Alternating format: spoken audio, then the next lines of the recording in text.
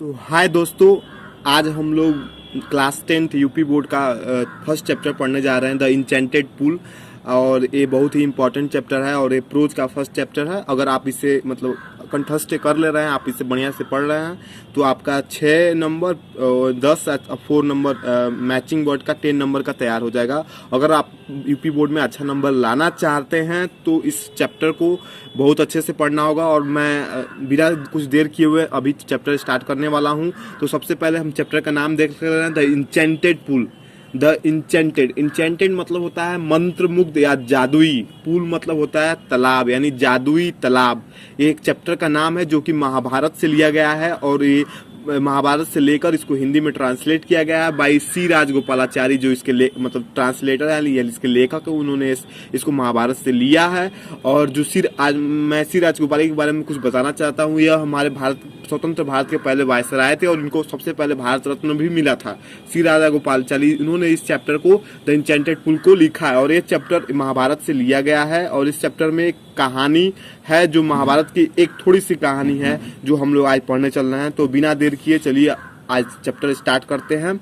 और chapter start करने से पहले मैं आप लोगों को बता देना चाहता हूं कि अगर आप इस अपना अंग्रेजी में पकड़ चाहते हैं और अंग्रेजी में एकदम अच्छे से नंबर 100 में 100 नंबर लाना चाहते हैं, तो आपको वर्ड मीनिंग्स और टेंस और जो टेंसेस को सीखना होगा, अच्छे से सीखना होगा, तब जाके आप अच्छा नंबर ला सकते हैं। तो बिना देर किए चलिए आज स्टार्ट करते हैं। Yudhishthir waited for his brothers in anxiety और थ्रस्ट। युधिष्ठिर ने अपने भाइयों का चिंता और प्यास में इंतजार किया। Yudhishthir waited for his brothers in anxiety and thirst. Yudhishthir ने चिंता और प्यास में अपने भाइयों का इंतजार किया। Can they have been subjected to a curse. क्या उन्हें सांप लग गई, या they are still wandering about in the forest in the search of error. क्या वे अभी भी जंगल में पानी की खोज में भटक रहे हैं। Can they have fainted. क्या वे मूर्छित हो गए, या डाइड ऑफ थ्रस्ट, या प्यास से मर चुके हैं। Unable to bear this thoughts. इन विचारों को सहन न करते हुए, मतलब unable to bear this thoughts, इन विचारों को सहन न कर सके। And driven by the overpowering thrust. और तीव्र प्यास से बेहाल होकर he gave up waiting and started out to look for his brothers. उन्होंने अपने भाइयों का इंतजार करना छोड़ दिया and out to look for his brothers and the pool hoping that he might find them and the pool hoping that he might find them.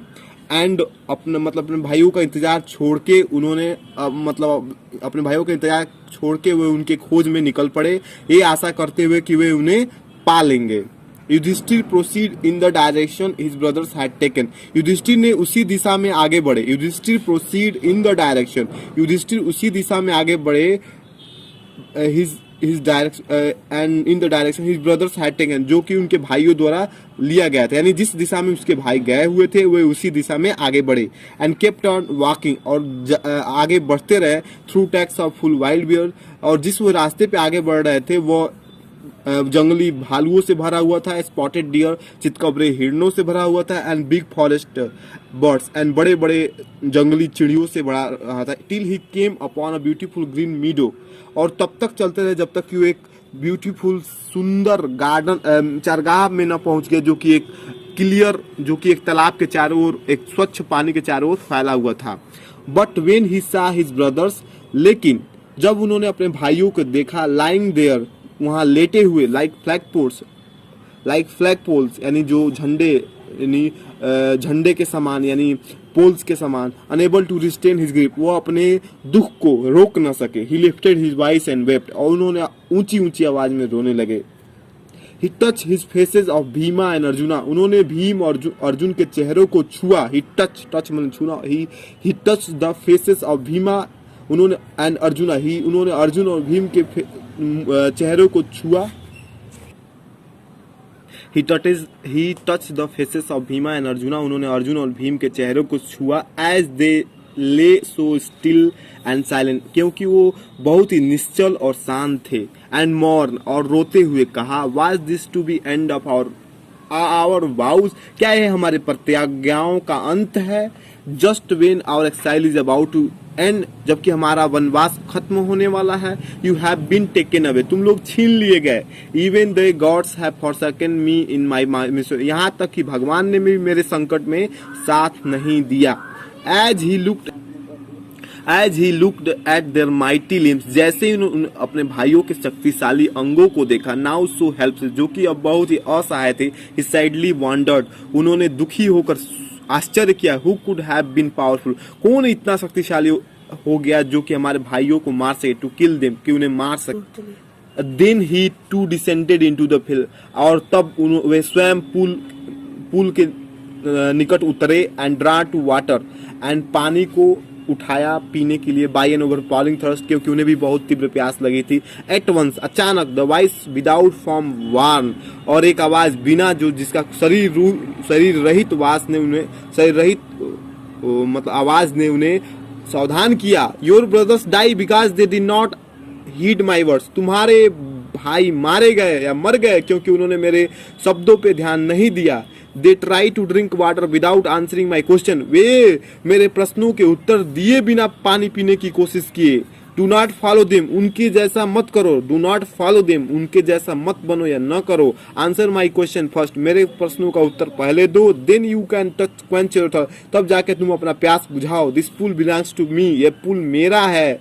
It did not take Yudhishthira a moment to understand, यह युधिष्ठिर को समझने में एक क्षण भी नहीं लगा, that this could not be none other than the words of Yaksha, कि यह जो शब्द हैं यक्ष के अलावा किसी के नहीं हो सकते। And guess what had happened to his brother, और उन्होंने अनुमान लगा लिया कि उनके भाइयों के साथ क्या हुआ होगा। It took him no time to see a possible way, उन्होंने सोचने में थोड़ा भी टाइम नहीं लिया कि way of bringing them back to life, कि अपने भाइयों को जिंदा कैसे किया जाए। He said to his bodiless voice, उन्होंने शरीर रहित आवाज से कहा, प्लीज आस्क योर क्वेश्चन, कृपया अपने क्वेश्चन पूछिए।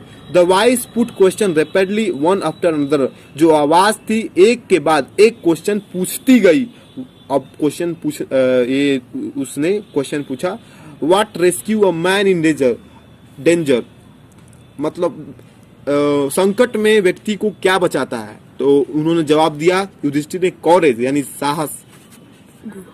By the study of which science does man become wise, किस विज्ञान के अध्ययन से मनुष्य बुद्धिमान बनता है। उन्होंने एक क्वेश्चन पूछा, तब युधिष्ठिर ने उत्तर दिया, नॉट बाय स्टडिंग एनी शास्त्रा, किसी भी विज्ञान या शास्त्र को पढ़ के आदमी बुद्धिमान नहीं बनता है। Does man become wise, it is by association with the great in wisdom that he gets wisdom, यह केवल बुद्धिमान व्यक्तियों के संगति से बुद्धिमता प्राप्त होता है, यानी जो बुद्धि है वो अगर हम बुद्धिमान लोगों के साथ रहें तो हमें प्राप्त होता है। तो यक्ष asked, what is the swifter than the wind, यक्ष ने पूछा कि हवा से तेज क्या है। तो उन्होंने उत्तर दिया, माइंड यानी दिमाग जो होता है वो हवा से भी तेज होता है।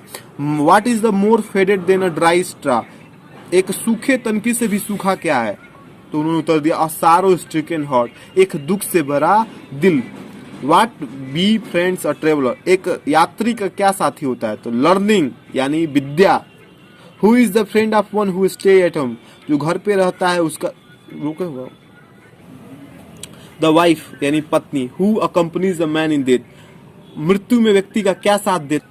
धर्म यानी धर्म साथ देता है व्यक्ति की मृत्यु में।